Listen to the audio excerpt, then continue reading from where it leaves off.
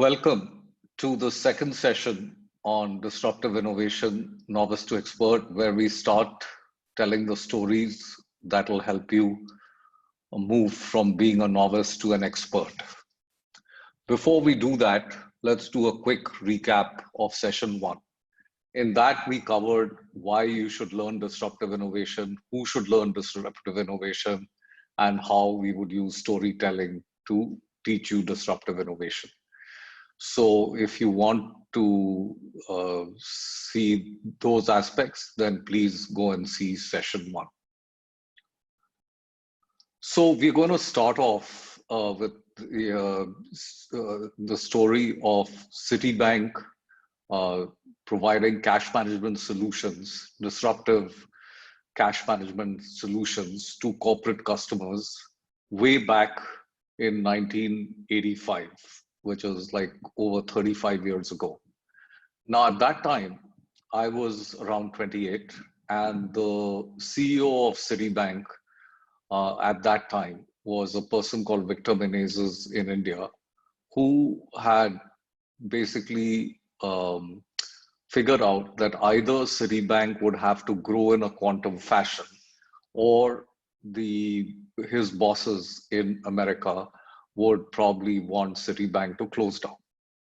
So for him, it was a pretty important priority that Citibank think of quantum growth, and he instituted a project called Project Quantum.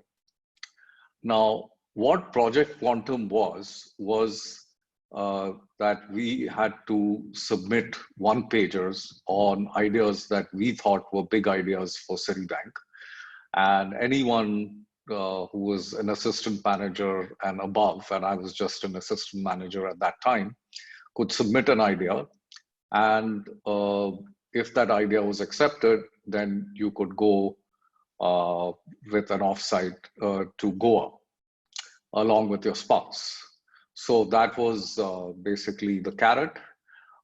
So I got an idea by essentially connecting dots, because quite a few ideas which become disruptive innovation ideas or big, hairy, ambitious goals, or BHAGs as they're called, start off by connecting dots.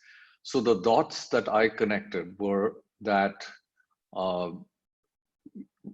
large companies used to sell all over India, and then they used to deposit these checks into our branches, and we had just 6 branches in 4 cities.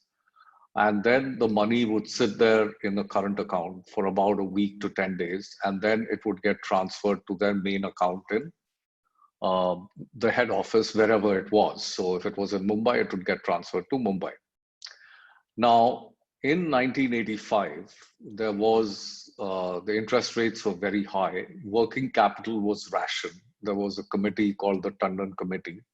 So to cut a long story short, instant transfers, if they could be done, would be extremely valuable. And we could charge a fairly high fee for that. So my big idea was around that, as to how we could provide corporates around India cash management solutions. So once we landed up in Goa, then I had to present my idea, and there were about 20 such ideas. And we got asked a lot of questions as to how this would happen, why was it a big idea, and so on and so forth. And finally, 3 ideas were shortlisted, or rather 6 ideas were shortlisted to be explored further in groups. So my idea was one of the 6, and then this was hashed out in greater detail, and it finally made it to the top 3 ideas. And that was the end of the session at Goa. And I was happy. We had a great time in Goa. I thought, my idea got selected, so maybe I'll get a good bonus, and that would be the end of it. So little did I realize that about 15 days after I got back, I used to head technology for Citibank at that time. And I was told that they had found someone else to do that and that I should train that person. And then within another 15 days, I should move to a new job. So I had my old job was no longer there. And I had this new job and I said, "What is this new job?" And they said, "Well, you thought this idea that you presented would be quite big. So now make it happen." So I said, "Oh, that's wonderful, but then where's my team? Where's my budget?" And they said, "There's no team, no budget. You are it. Go and get customers. You have the support of the CEO and your boss. So go and make it happen." So the key thing was that this business, which ultimately became a huge business for Citibank, where even though Citibank was a foreign bank with just